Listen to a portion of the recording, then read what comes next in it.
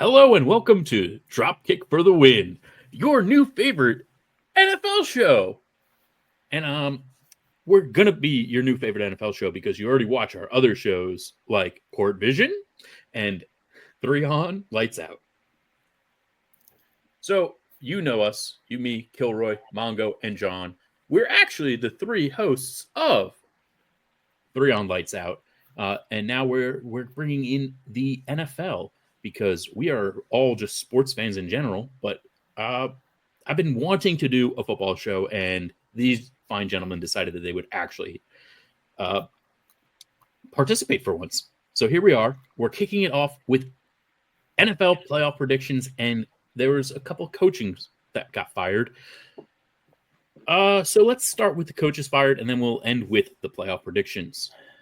So the first coach fired was Gerard Mayo. Sorry, after the season coach fired was Gerard Mayo, and then this morning fired was Doug Peterson of the Jacksonville Jaguars. We're gonna start with Peterson.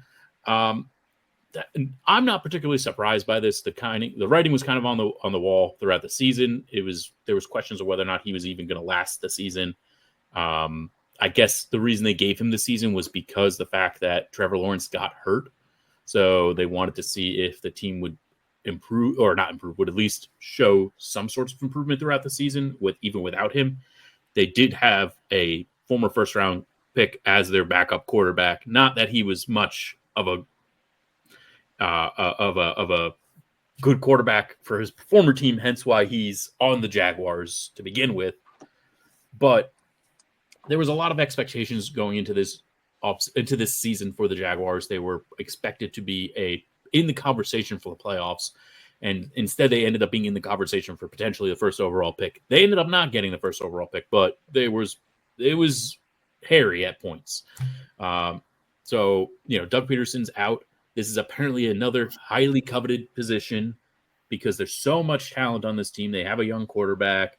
They have good wide receivers. They have a couple good pieces on defense. There's a lot to be desired. I'm not really sure what to say. Doug Peterson, was an established coach. It's not like he was a bad coach. He just didn't do well with this team. And I guess you could say maybe he wasn't good at the end in Philly. So this is a two-part question for you guys. One, do you think that the firing was justified? And two, do you think Doug Peterson will get another head coaching job in the NFL? Yeah, I'll take this one first. I do want to just do some real quick hits here. Jets, Bears, and Saints midseason firings were all very justified. Jets were one of the most broken teams of all time. We'll talk more about them in a minute. Dennis Allen, I have never thought ever should be a head coach. Good coordinator, but I will, if he gets another job, I will say that's an F grade again. And that was some of the worst coaching in history. What some of the decisions of the Bears in-game strategy was made, was all about. But with that being said, let's talk about these guys. I think the firing here is justified in the sense that this team isn't going anywhere. I mean, you got to give Doug Peterson some credit in the sense that the Jags have done a good job of staying out of the limelight coming off the circus that was Urban Meyer's very brief tenure there. So what you got from Doug Peterson was what you wanted, which was just some sort of brand name presence. With that being said, though, why I think the firing, I'm actually going to add a third question to your question, Corey. Why I think the firing is justified, and also why I think that this is such a nice job and people would want it, aside from the talent that's there already, is the Jags staying out of the limelight had more to do with what's going on around the rest of the AFC than anything else. I mean, like I just said, the Jets are an epic fail on proportion of the dream team Eagles. The Bengals missing the playoffs is definitely a disappointment. Even when the Colts were 5-7, they had 5 of the easiest games on earth to end the season. 10-7 seemed very possible, and they couldn't even, sniff the playoffs towards the end. So there were disasters all over the place. The Browns, obviously one of the biggest. So you look at the Jags and you go, yeah, I mean, good job by Peterson just of being the lesser of evils, but you don't want to keep a guy around for just staying off the chopping block when it comes to easy media fodder. So he had to go. I could see him getting another job, but it would be another job that's not terribly. I don't think he takes another job. I'll say it that way, unless he really wants it. A team, he won't jump right back in. But if a team like the Saints right now, a team that really has a lack of talent and depth, a team that has a lack of, has some future questions because, the aging quarterback there and Derek Carr, he would have to take a job like that. He would have to be the guy they go to basically from a standpoint of, we can't imagine anyone interesting wanting this job. You want it. He's at that point now where I feel a lot of coaches are there to be. Gus Bradley's name pops up every couple years. I don't see Gus Bradley getting a good job anytime soon, but he could theoretically get a job.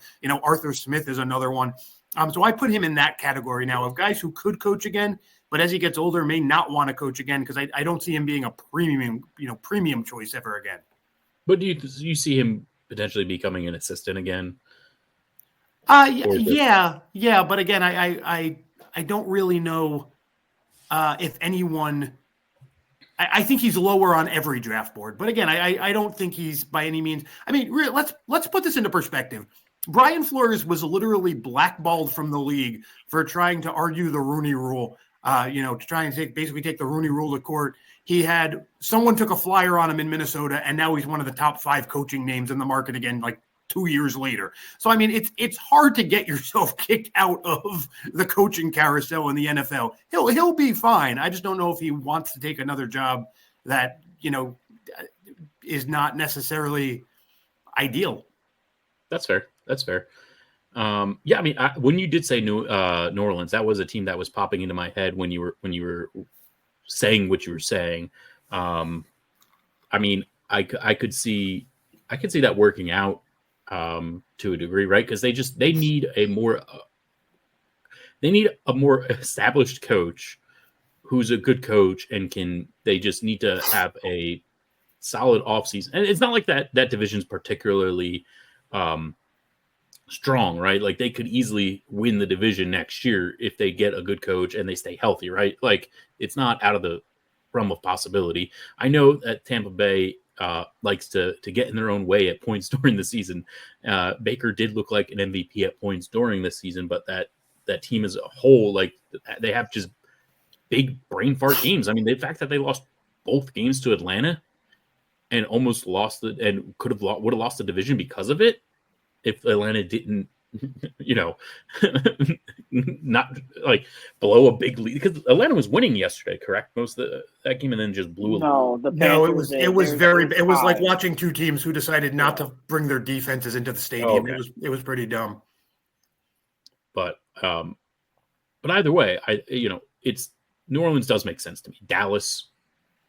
If Dallas decides to move on from Mike Dallas McCarthy. Was actually the first one that came to mind, except by all accounts, they are going to try to be flashier. But let's say they don't be flashy. Let's say McCarthy ends up walking and they bring in pick your favorite Wade Phillips to Jace level of excitement. He comes in for 2 years. He gets fired. Peterson would be a good spot there. I could see Doug Peterson being the next coach of the Houston Texans one day, to be honest. A team like that, if Bo Nix ends up having a good but not great ceiling and Sean Payton retires, I could see Doug Peterson taking control of the back half of Bo Nix's career. Something of that nature. Yeah, that sounds about right. So who do we think they go after? Is there not necessarily a person, but are they going to go after an offensive-minded coach? Are they going to go after a defensive-minded coach? If you have a particular coach in mind, who do you think Jacksonville goes after? John? Go ahead, John. I have 2 in mind. The big one would be Liam Cohen, the offensive coordinator for the Bucs right now. He's already came out and said that he wants to be a head coach again, and he's in his mindset of being a head coach. And another one is Mike Vrabel, the guy who is assistant for the Patriots right now, who was fired from Tennessee last year. He's going to be a big name, but you know how the Patriots are. They like to keep their coaching staff in their own organization. He was with Cleveland this year. Oh, he was? Oh, I didn't know that. So he was on as like like a special assistant or something. I don't think he was even on their payroll technically. No, he wasn't on their payroll. But the word is that he's he's going either. The word is Jets or New England for him. Yeah, But we'll talk about that when we get to New England. it's one of those two. I feel like they want to go offensive. Their defense is fine. They could draft players if they need to, with Trevor Lawrence and then Brian Thomas Jr. is having like their seasons that they have. I think an offensive minded head coach would be better for them. Yeah, I disagree with that. They desperately need a lockdown corner on the weak side of their D. I think they're going to draft one. They need some rotational pass rushers. They are going to have some young guys coming in. And ideally, Trevor Lawrence should be at a point in his career where he can kind of run himself. I would love, and John, I'm with you in this sense. They're going to go offense. I do believe that. But to me, Aaron Glenn here, the defensive coordinator from Detroit, is the absolute perfect fit. I think Aaron Glenn's a no-brainer. But with that being said, I think they'll go to the other side of that locker room. And I think I love the Liam Cohen idea or Ben Johnson. I do think they go with one of the young first-time offensive coordinators. I was thinking Ben Johnson. I agree with John completely. I think that's where they're going to go. Taking Cohen from the Bucs makes a ton of sense. I mean, that's a guy who knows how to sell Florida and its sweet tax laws already. That's a guy who understands the weather down there. I like that idea a lot. I do think they go young and offensive. They want Trevor Lawrence to be happy and feel protected. But man, I adore Aaron Glenn there in that situation. Speaking of Florida, before we move on, Tyreek Hill wants out of Miami. I don't know if his contract's up or what, but he wants out. Yeah, no, he just wants out. By the way, sorry, as long as we're just shouting random thoughts, I also want Aaron Glenn to coach the Jets. Sorry, Jet fan, in case no one knows, but send Aaron Glenn there. But yeah, no, Tyreek. Listen, I like this Malik Washington kid that Miami found late in the draft. He's no Tyreek Hill, obviously, but if you could get good value for Hill in the trade, and you can roll with, Waddle, Washington, and either a third, receiver you find in free agency or in the draft. Listen, I was at the Jet game yesterday. Jonnu Smith looks like he is becoming an absolute anchor on that offense. You have 8 running backs. You have a ton of weapons even without Tyreek. So I mean, if you can get weapons for him, at the end of the day, it all comes down to Tua's health anyway. So listen, if I'm a Dolphin fan, I'm not too as much as you want to just hate the guy, and as much as he forces you to always have feels about him, I'm not mad if I lose Tyreek Hill this offseason on the Dolphins if I can get fair value for him. That's fair. Let's talk Jets real quick. What are your thoughts on potentially having Rex Ryan coach them again? I love it. I don't mind it at all. First of all, I think we stay defensive, especially I believe more and more by the day that Aaron Rodgers is coming back another year. I don't like it. Joe Beningo seems to love it. But good on him. Listen, it took 12 years to admit it, but the grass is not always greener. Listen, Rex had it got rough at the end, but Rex took Mark Sanchez and a quality T to the AFC Championship. Don't tell me we can't find the next Mark Sanchez somewhere in 2026. Pair it with this defense and go places. Listen, we're going to lose a ton. Javon Kinlaw, by all accounts, should leave. He should go wherever Saleh is coaching next year. I don't blame him. Hassan Reddick is going to go to the highest bidder. We should not even be playing that game. We're gonna let him walk. You got to spend money on DJ Reed here. I think he's going to be your big offseason re-sign. But listen, we're coming up very soon. We're a couple years away. We're going to need to sign Sauce Gardner. We're going to, need to sign Will McDonald. I would love to see them make a play at Abdul Carter at the 7, the edge from Penn State. You got to convince these guys to stick around long-term if you're the Jets. And so going with a defensive-minded coach is the best way to do that, because you could put the best offensive coaches on the planet on this team. There's no reason, from a history of 50 years of the franchise, there's no reason to believe a quarterback's ever going to work out anyway on this team. So find at least something you can trust, find a long-term defense you can try and win games with. That's how the Jets have been successful anytime they've even sniffed success over the last 30 years. So I would go defensive, and Rex Ryan knows this media. He knows how to build and recruit around here. I'm not mad about it. Fair enough. All right, let's talk New England. So this one was a bit of a shock to me, at least. I can't say it was necessarily a shock to you guys, but New England fired Gerard Mayo 1 year.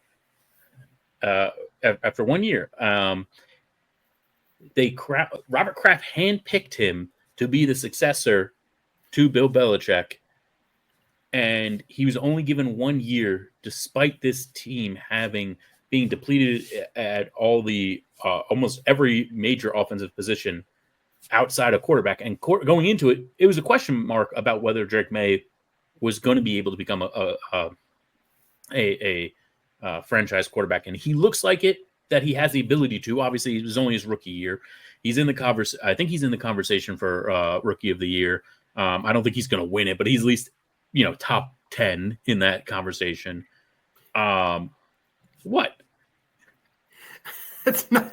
I mean, for a first round pick. Look, there's a lot of really good top 10 in a quarterback's league. Look, there's a lot of other really good quarterbacks from this draft class. He's not beating out Bo Nix. He's not beating out Jaden Daniels. There are 11 of them? There are 11 of them?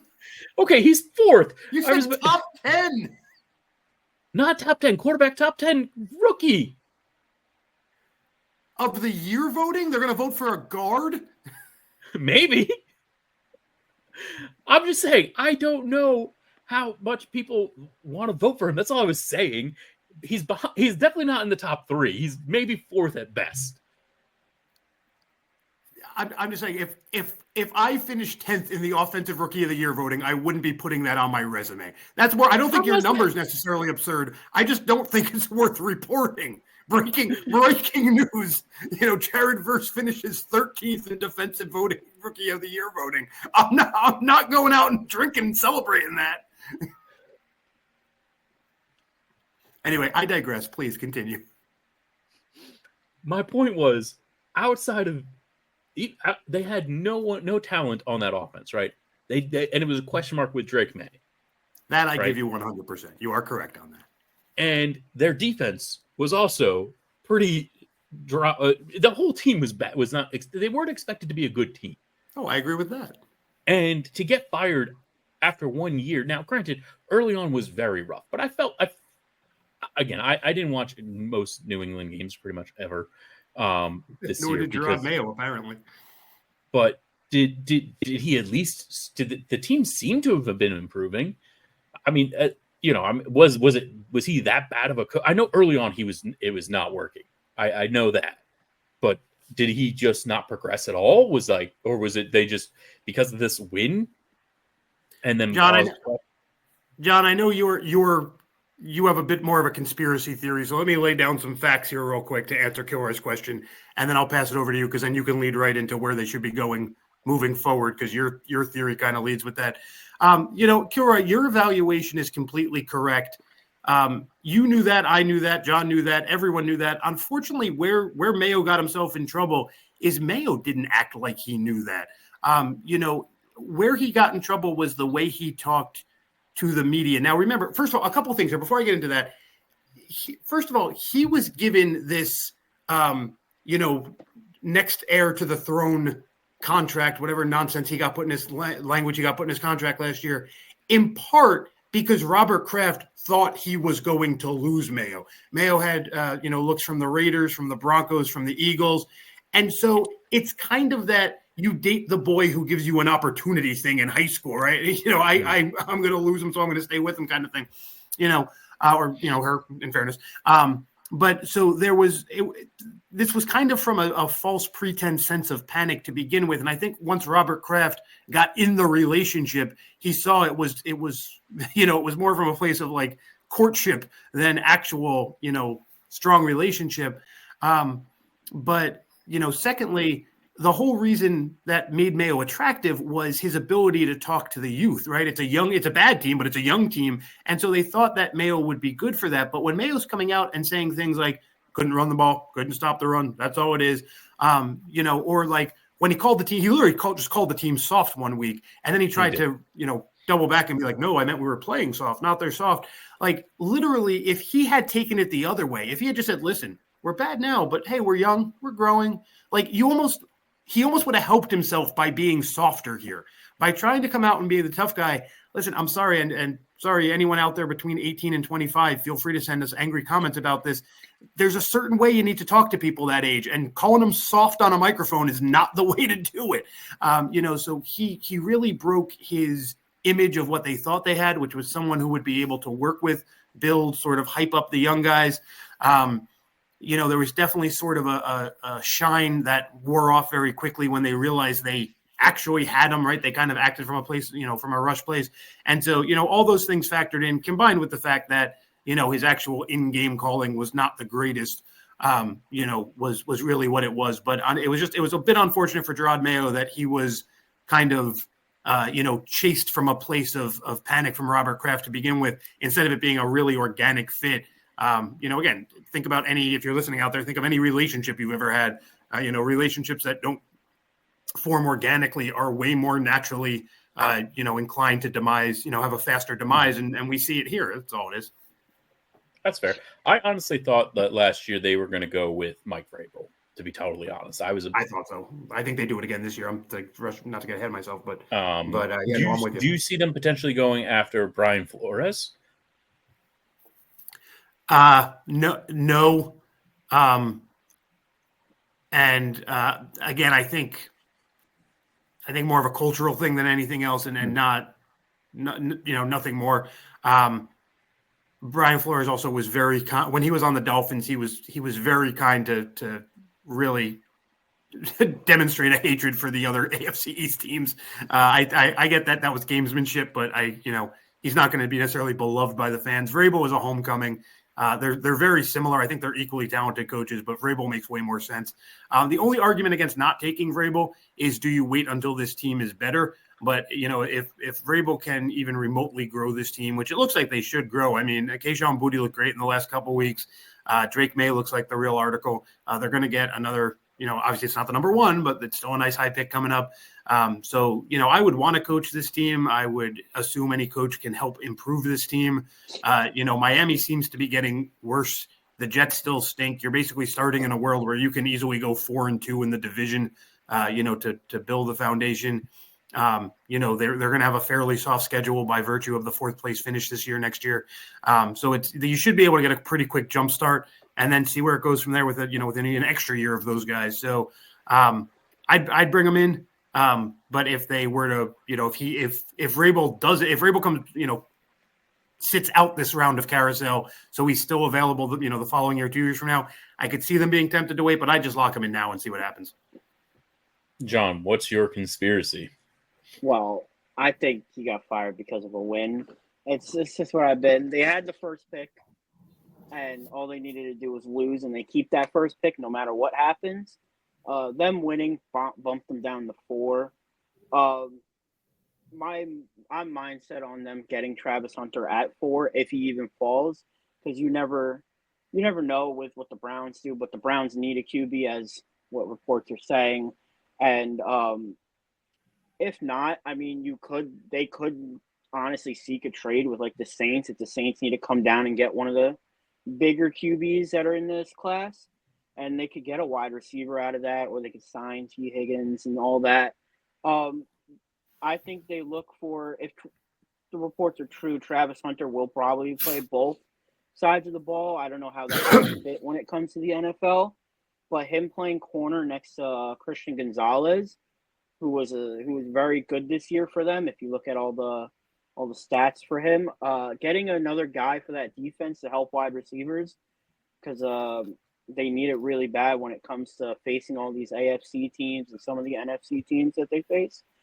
I think Drake May looked good. Getting him a wide receiver like that Arizona wide receiver would be really good. McMillan, I don't know his first name, or getting Will Campbell, the offensive tackle from LSU, but it really depends. And for the head coach job, I would like them to get Mike Vrabel, or if they really want to try it out, they could get Liam Cohen just to stick with the college route, because Liam Cohen was the offensive coordinator for Washington before he took the Buccaneers job this year. And having him and Drake May work for a few years, and if it works, it works. If it doesn't, Mike Vrabel might still be there, and you could take that job up. Yeah, that's same, basically what I was saying there. He'd be that's who, if you're not going to take Vrabel, that's who you want to take. A guy who, if he hits, like think about some of these Sean McVay types who have hit, somebody who, if he hits, you're not going to miss Mike Vrabel anyway. And if he misses, you can just go grab Mike Vrabel. What you don't want to do is you don't want to enter the world of, not to call them retreads because some of these guys aren't retreads, but the household names who are good for 3 for 5 years and then you'll move on from them. Doug Peterson, quite frankly, fits that mold. I think of the Raheem Morrises of the world, guys like that who are good coaches in their own right. But, not guys who you're going to get necessarily excited about. And in turn, not guys who you're necessarily going to be disappointed about. Honestly, if Mike McCarthy got left Dallas. Mike McCarthy to me at this point has coached long enough where he fits that mold. He would stay there. He would be able to survive there long enough to ruin any chance of Mike Vrabel, but he also would not be someone who has any sort of ceiling. You know who he is. Those are the guys you want to stay away from if you're the Patriots. You either want, a complete greenhorn or you want Mike Vrabel. Do we see a Dan Campbell type coach in the waitings? God, it's a tough question because you rarely see a Dan Campbell coach in history. I mean, he is such a unique beast of a human being onto himself that I don't necessarily know if we will really see many Dan Campbells ever again. So I'm going to answer that question. So you think Miami's upset that they let him go? I think they're very upset. And I think, that is such the only reason Miami can't be upset is because I don't think there's anyone on the planet who can't say that's a perfect fit. I mean, Dan Campbell. Oh, he's perfect in Detroit. Yeah. Coaching the scrappiest bunch in the scrappiest city, knocking on the door here. That's just, oh man, it's such a feel good story. We're going to do our playoff picks in a minute. It's hard to not want to just think completely with your heart when you're talking about Detroit. But yeah, no, when you look at who has, obviously the big meme going on around right now, which is so stupid, the two Panther quarterbacks, Mayfield and Darnold walking together around the Panthers camp, which is so dumb, right? All we ever hear is if you have two quarterbacks, you have no quarterbacks, right? Everyone says it. Now all of a sudden the Panthers had two and they're idiots for getting rid of both of them, even though neither could take the job from the other one. So come on, everyone, shut up. But to me, if you take a look around the Dolphin coaching history the last 5 years, they might even have it worse. They've had some serious talent come through that door, in the last 5-10 years for sure. Yeah. All right, let's do it. Playoff time. We're starting with the NFC. So the teams to make the NFC, we have the Detroit Lions, Los Angeles Rams, Minnesota Vikings, Tampa Bay Rays. Nope, not Rays. Buccaneers. Nope, there you go. Washington Commanders? Yep. That's a thing. I forget their name. I think it's Commanders. Philadelphia Eagles and Green Bay Packers. That's not in order. I just was reading it off of the playoff bracket. So Detroit gets the bye. They were the number 1 seed. You have 4-5 matchup of Rams, Minnesota. 3-6 matchup of Tampa, Washington. 2-7 matchup of Philly, Green Bay. Let's start with the 4-5 matchup. Minnesota as the 5 seed and the Rams as the 4 seed.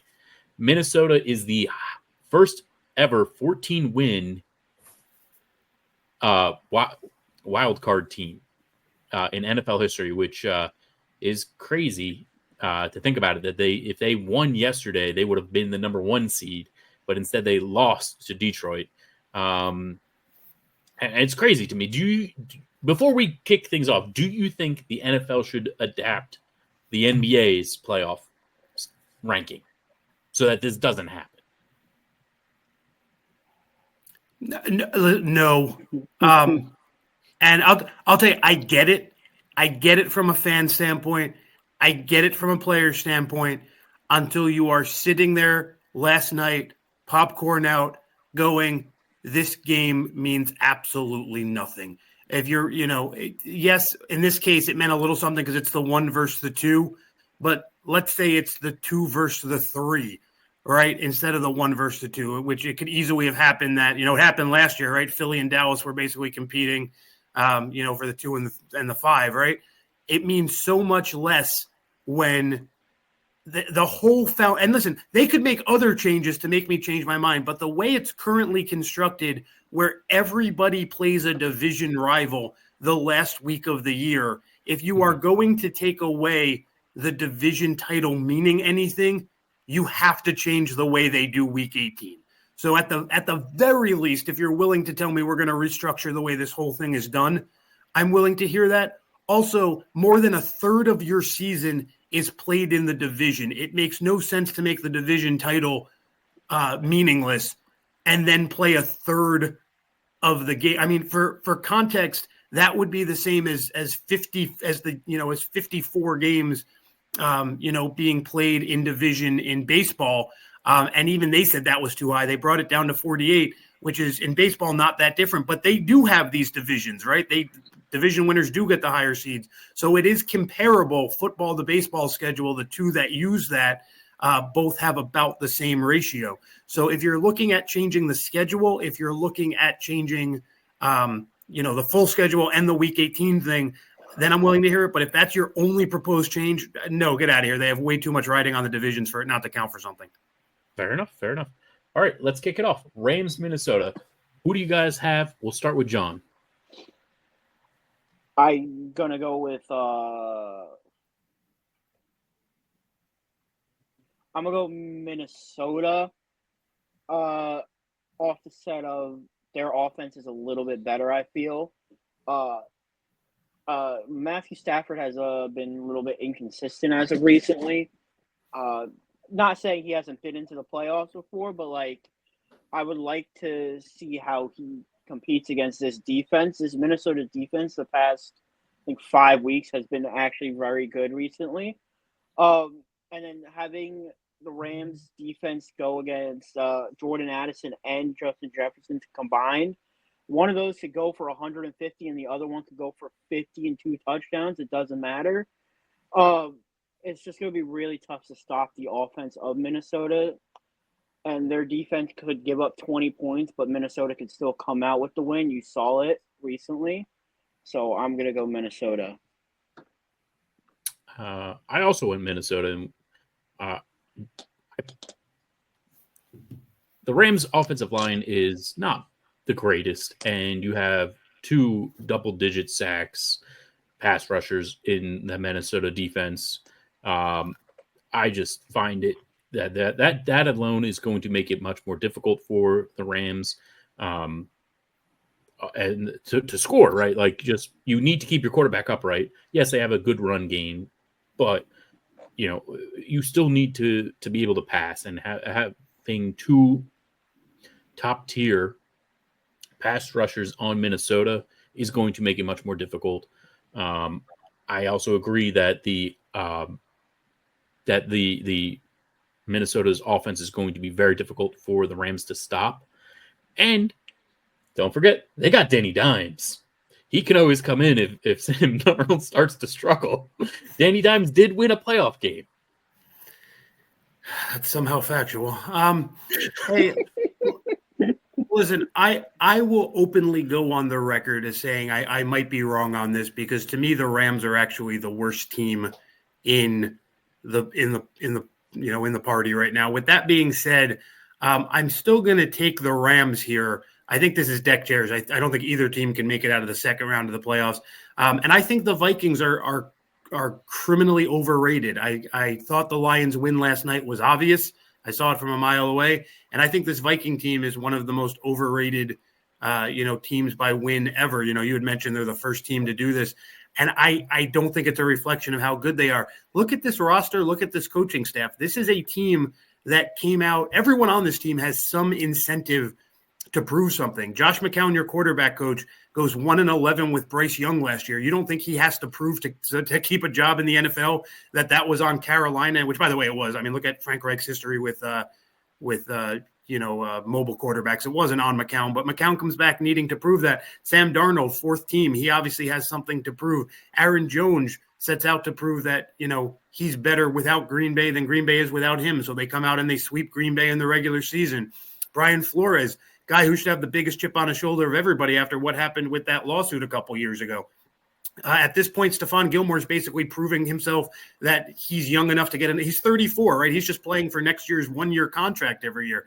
Everyone on this team had something individual to prove, right? It's different than some of those teams that get close but don't quite make. Baltimore at this point has been together as a team long enough that they have a team aspiration, right? Detroit is the perfect example. After that heartbreak in the playoffs last year, they are playing with team goals in mind. These individual Vikings came out with individual things to prove, and they've all proven them. Darnold proved that he can start in this league. Stephon Gilmore proved that he's the fountain of youth. Brian Flores proved that he should be looked at for a coaching job next year. Does it really matter if they go one and done in the playoffs? No. They've all checked their boxes. They're all satisfied. The rest, a lot of these teams have something left to prove. Minnesota doesn't. I think they are such an easy out. And listen, Maybe the raw talent is enough, but this team has been one of those classic 90s NBA teams that wins 65 games on effort alone and then gets bounced in the first round. I do not believe in this team for a second. Give me the Rams and just give me who's ever playing the Vikings every round until the Vikings lose. I do not believe in this team at all. Oh, I don't believe in them. I don't believe in them either. I think that but I think that they are better than this Rams team. And to me, barely. And they are worse than they are worse than the other 12 teams in the playoffs. I think just the way the seeding lined up here, you have the two worst teams playing each other. And the Rams are not even fully healthy. I mean, from week to week, they have not been give me this game in Madden, and I'm probably not even making a doubt in my mind here. But in reality, where they're going to get to play in presumably nice weather. The Rams have not been able to stay healthy. You're absolutely right about the Ram O-line. Jared Verse, you never know when a defense is strongly led by a rookie. Nakua and Williams are young guys too. You never know what's going to happen in that case. So there's a lot to not like about the Rams here, but I worry more about the Vikings than I do about the Rams. Give me the Rams. I will say this. If the Rams win, I wouldn't be surprised. They do have the experience of playing in the playoffs. And just overall, that team, they are very well coached. So this is honestly a coin flip, really, to me. I don't think one team is significantly better than the other. I know record-wise, obviously, but everybody was waiting all year for the wheels to fall off in Minnesota, right?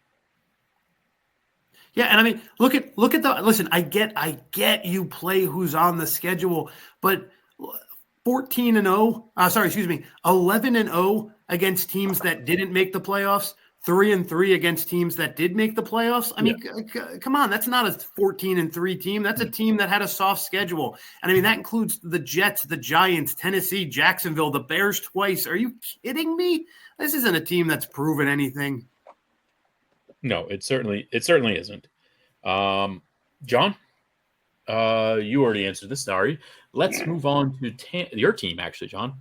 Tampa, number 3 seed versus Washington. We'll end with John because it is his team. Mongo, I know you're just sipping your water to help fix your throat after that discussion. Who do you have? Honestly, sorry, go ahead. I used the last of my energy on that one. I really don't care. I think the rest of this is fairly chalk. If I could buy any team right now, I'd be tempted to buy the Commanders. I think they are so in the right direction, and I am so in on everything about them. But you're starting a 2023 second rounder at safety. You're starting a 2024 second rounder at cornerback. You have, obviously a rookie quarter. There's a lot to be concerned about. I love what Tampa is. I love what Tampa's done. This has nothing to do with Washington's trajectory. I'm just gonna stick with Tampa here. But if I'm Tampa, I'm pissed. I somehow missed the Rams and the Vikings and ended up having to be the first team to face the Commanders here. But give me the Bucs. I have the Commanders.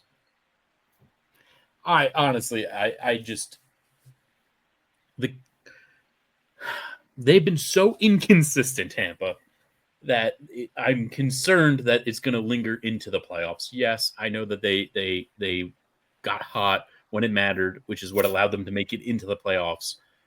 They started strong, got cold, got hot again, so maybe that will carry on into the playoffs, but this team is very streaky, and there's aspects that I like about the Commanders. But I'm not invested in this at all in either way. But I think that the Commanders will come out. I'll tell you real quick, and then John, we will get to you. And I don't want to take up too much time. I know we're running long, but it's tough to want to play the streaky card when you can attest to a hot streak or a cold streak. Like when the Eagles fell off a cliff last year, you can literally trace it to the moment Nakobe Dean got hurt, and the Eagles, who historically play through a funnel linebacker, didn't have their plug at the back of their defense, right? So that wasn't a cold streak. That wasn't, people called it running out of gas. People called it, they were shown as a fraud. No, they had an obvious reason to fall off a cliff. Well, listen, Jalen McMillan has figured out how to be a player in the NFL. This kid has filled in beautifully for Chris Godwin. And, if they basically have their two wide receivers that they are always, again, what's Tampa's secret? It's that they have, the two best the best wide receiver tandem in the NFC. And McMillan is not Godwin, but he sure plays like it sometimes. And I mean, if they can rely on McMillan in the playoffs, that is it's hard to call it a hot streak. It's more like they figured out how to replace that side of the offense. And, between that and Bucky Irving figuring out too, I mean, that's just the youth putting it together at the right time. That's fair. John? So I'm going with the Bucks. The Bucks have been top 5 in offense all year, basically. And the Commanders have been up there, but they weren't as good when it came to rushing the ball when their running back got hurt. And with the Bucks defense and them being a very good rushing defense, as they always been, with Vita Vea up the middle, Kalijah Kancey and Yaya Diaby all on that, being good at blocking, and then Levante David. I think this is going to be, if the Commanders do want to win, it has to be on Jaden Daniels' arm this whole game. The rushing defense is going to be good for both sides no matter what.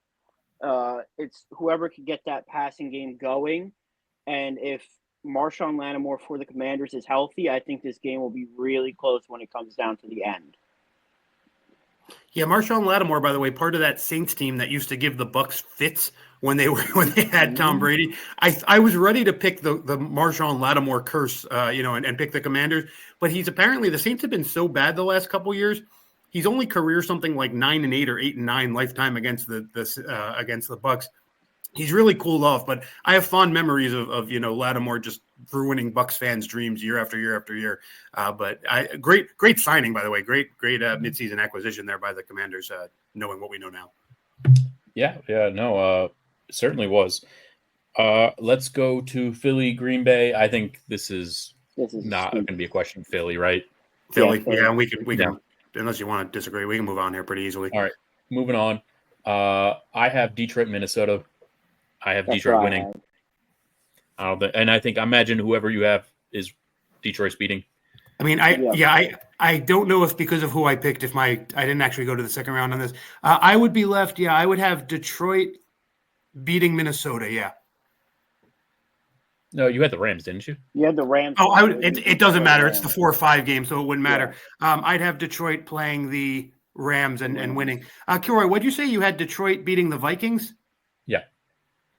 You actually wouldn't have Detroit playing the Vikings. Why?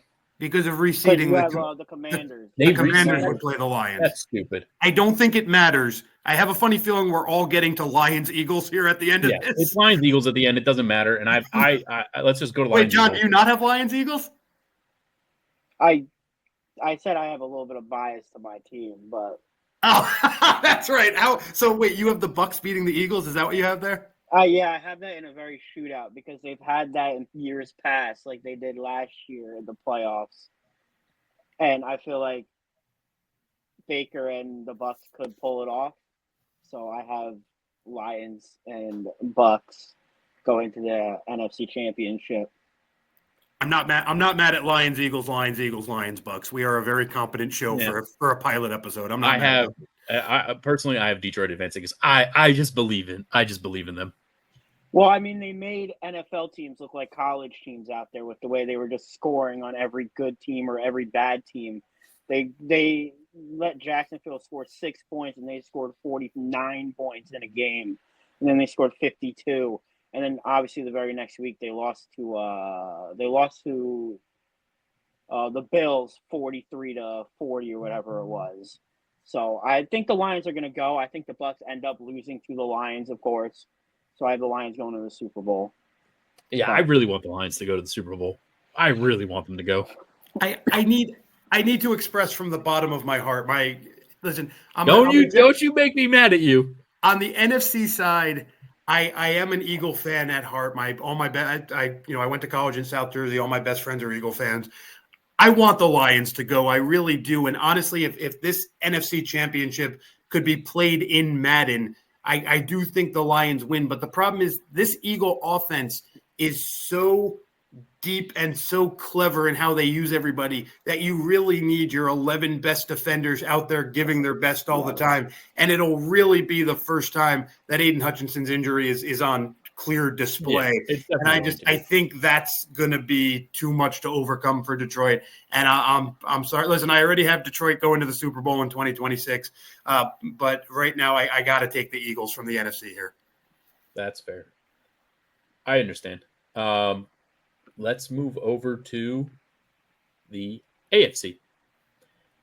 Number 1 seed is Kansas City. So they got the bye. You have a 4-5 matchup of Houston versus the LA Chargers. Let's start there.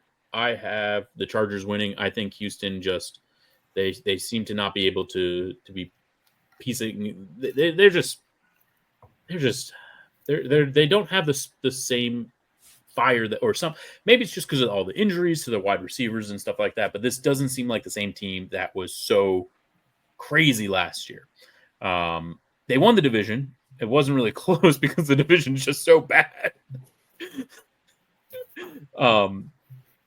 But I just don't see Houston being able to beat the Chargers. I think that the Chargers just will occupy the clock enough. It won't be like a high scoring game, but it's not going to be. I'm with you. You could see a 24-13 kind of game here. I mean, a bit of a, that standard. Everyone loves that second Saturday game of the playoffs. That one where you get, somehow you seem to always get the one backup quarterback playing. This screams. I haven't seen the schedule yet, but this screams the Saturday snooze fest. Listen, one team has a defensive line, one team doesn't have an offensive line. This should get pretty ugly pretty quick. I'll take. I'm with you. Give me the Chargers. Yeah, John, who do you have? I have the Chargers. This is another coin flip, basically, in this sense. All right, let's go to my team. We got Baltimore versus Pittsburgh for the 3-6 matchup. Baltimore lost the first meeting of the season at Pittsburgh, but their kicker decided to just not be very – yeah. Weird year for Justin Tucker. It's been a bad year for Justin Tucker. He seems to have rebounded the past few games. Hopefully he stays that way. And as long as he stays good at kicking, I don't see the Ravens losing this. Their defense has improved so much as the years progress. Their offense is one of the best in the NFL. Pittsburgh they lost 5 in a row to end the season, something like that. Something like that, yeah. I mean, they fell off real bad. I just can't see them beating Baltimore in Baltimore. They didn't do it 2 weeks ago. I don't see them doing it now. But I've been wrong before. But I want to be confident in my team, so I'm saying Baltimore wins. Mongo. Yeah, you should be confident. I don't often root for a team to lose, but I'm really curious to see what the Steelers do this offseason, so I want their offseason to start sooner. But I think this is actually the easiest of the 6 to call, even with me calling the Vikings a sham. Give me the Ravens in a fairly easy win here. Fair enough. And, John, you have the Ravens? Yep. All right, that's a clean sweep on the first 2. Let's move over to Buffalo, Denver. Is this also going to be? I stand corrected. This is the easiest one to pick. Sorry, I forgot this game existed. All right, I have Buffalo winning. I don't think it's going to be close. I think it's going to be the Josh Allen show, putting up like 42 points on Denver. Go ahead.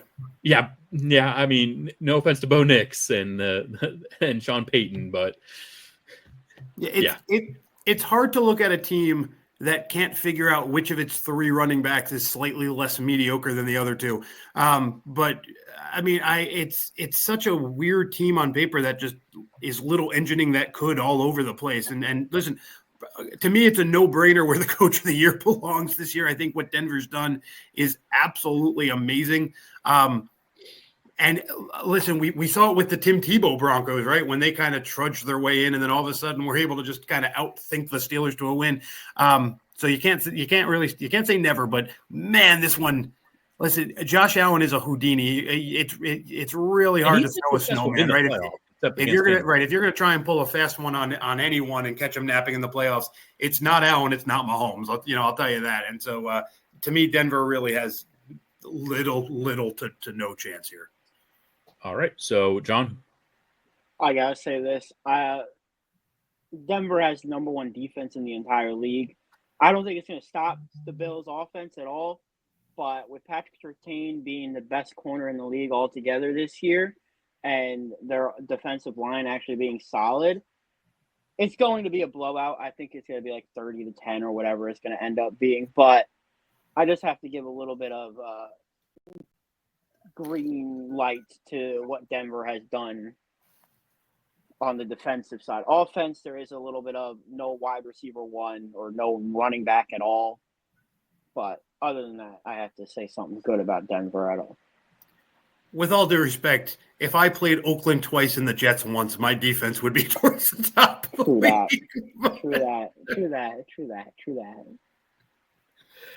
All right, let's move over to Kansas City versus the Chargers. I know Kansas City is you would not, based off of how the media talks about them, you wouldn't think that they were 15-2. Yeah. I mean, this whole idea that because they're not winning big, they're not a good team is bonkers to me. You want a team that has been tested going into the playoffs.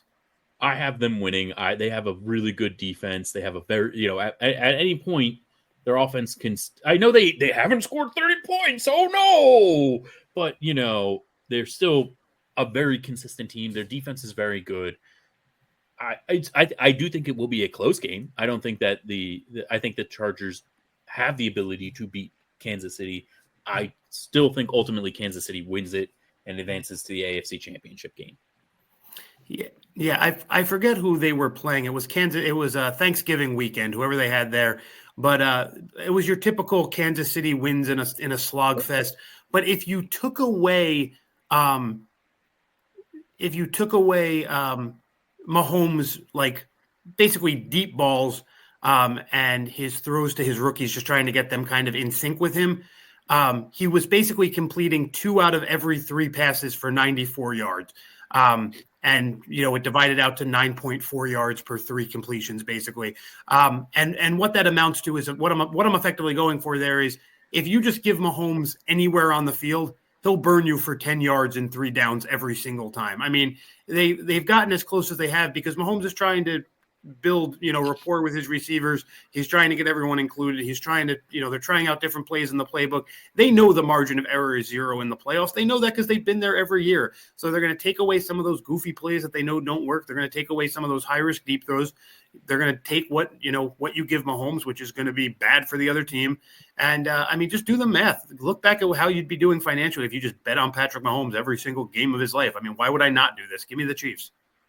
Yeah, I mean, it makes sense to me. John? So I'm going to say this. The Chiefs faced the Chargers twice. The Chiefs beat the Chargers by 2 in the very recent game they faced like 3 weeks ago. And that's because the Chargers kicker missed the field goal to win that game. I just want to be a little bit wild right now. I did pick the Chargers to win this game for the first time. The Chiefs lose to someone that isn't named Joe Burrow. I just feel like it might happen. The Chargers wide receivers are actually pretty decent. And I just want to see Patrick Mahomes lose. That's all. That's fair, and I do want to say, with as long as you, John, you're doing what I normally do. You're giving out a ton of props today, which I appreciate because I'm apparently in a salty mood. But if you're looking at the AFC big dogs in terms of quarterbacks you'd be comfortable starting a franchise with, I think because of his team's record and his team's history, Justin Herbert gets a really, really bad rep. But I don't believe any Charger team is ever out of any game with Herbert as their quarterback. And so, He's a really good quarterback who doesn't get enough love. Right. If he was the one to knock Mahomes out of a playoff one year, I don't think that's an upset. I think he belongs in the conversation. And before I get completely trashed for this, let me make this very clear. He belongs in the conversation with the other guys, Burrow, Mahomes, Allen, in terms of guys who can win any game one time. And that's a very unique stat, and it's completely subjective, and I get that. But he belongs in that category, of guys who can Houdini their way in and out of any win. And I don't think we give him enough credit for that, because as good as he is at that, the history of the Chargers is bad at that, right? They seem to find hysterically fun ways to lose games, but Herbert seems to be the medicine for that. Give Philip Rivers a call. Ask him how that went with his tenure. Right? Yeah, it's not necessarily the QB's fault in LA. Oh, absolutely. Baltimore, Buffalo. You know what? You guys say your stuff, and then I'll say my stuff. Yeah, I'll go here. I have not been high on Buffalo all year.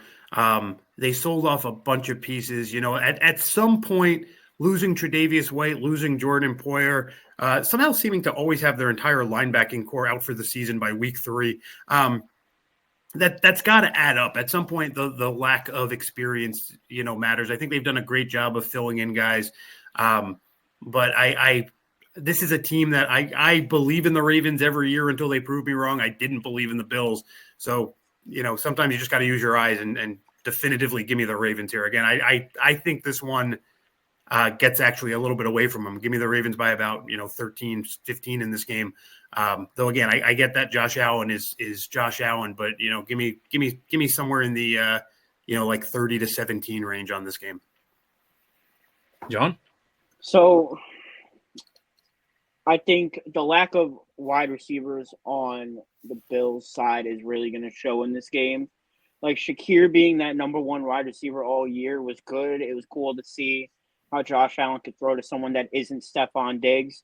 But when you don't have that Stephon Diggs that you could throw to on a 4th and 5 to help you win a game, it's going to show very much.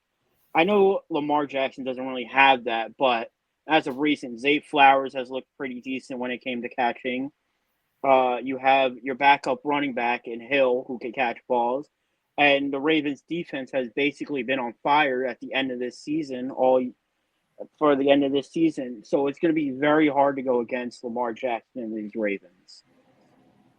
Yeah, I mean, I'm going to say this. I think the Ravens are going to win this. They beat Buffalo handily early in the year, and it wasn't close then. And the Ravens defense was not good then. Like, the Ravens were so inconsistent on defense early in the year, and their offense was still chugging along. Their defense has gotten so much better. I can't see how Buffalo is going to beat them. I mean, I can because it's, but I don't want to see that. And I just feel like, especially now that the Ravens got to the AFC Championship game last year, I don't think that – I think Lamar is going to play lights out. He doesn't even need to carry the team. Derrick Henry has been so huge for this team that even if he does struggle, they can rely on Derrick Henry, who, by the way, was one of the reasons the Ravens lost a couple of years ago in the playoffs when he was playing for Tennessee with Mike Vrabel. So, now they have him on their team. He's been almost a 2,000-yard rusher. The NFL almost had 2 2,000-yard rushers this year. And I really think that this Ravens team, with the huge improvement from their defense, their secondary has taken steps forward. Their defensive line's always been very good against the run. Not that Buffalo is really the biggest run team in the world. They do have to worry about Josh Allen with his legs because he does move a lot. Um, I know that this isn't what we're talking about, but I'm going to bring it up. I don't think Josh Allen should be the MVP this year. Obviously, I think it's Lamar Jackson, but the only other player I think who's not a quarterback, because it's going to be a quarterback. Saquon should be more in the conversation than he is, but the only other person I'm okay with winning it over Lamar is Joe Burrow, because he single-handedly kept that team in contention after they started so poorly. Not that I don't think Josh Allen is important to Buffalo, obviously, but look at that division. They got 6 easy wins on the year. The Ravens have a very tough division, and they ended. They lost to Cleveland, but that was Jameis Winston having a resurgence. And then they did lose a tough one at Pittsburgh, but Pittsburgh always plays them tough. But I think Lamar deserves it. I understand people are like, well, Lamar didn't really deserve it last year, and he didn't. But I also don't think Josh Allen deserved it last year. But I definitely don't think Josh Allen should win it this year over Lamar. I know people have their sayings or whatever. Josh Allen does have talent on that team on offense. Is it like stacked to the ceiling? No, but at the same time, Zay Flowers is only in his second year, right? And he did take steps forward. Derrick Henry did help by alleviating some of that pressure from Lamar, but that shouldn't work against him. But I digress. I still say you have 2 tight ends on that team who would be the starter on at least 25 other teams in the NFL. The Ravens' offensive talent is infinitely better than the Bills' talent. Of all the arguments you could attempt to make, they have good tight ends. They have 2 good wide receivers. Thank you very much in Buffalo. Amari Cooper is on that team. He is a former Pro Bowler. After 9 weeks. For 9 weeks, there were 5 guys on the Ravens who would have been the best offensive player on the Bills. I will say this though, Lamar does love spreading the ball. Yeah, listen. I don't want to.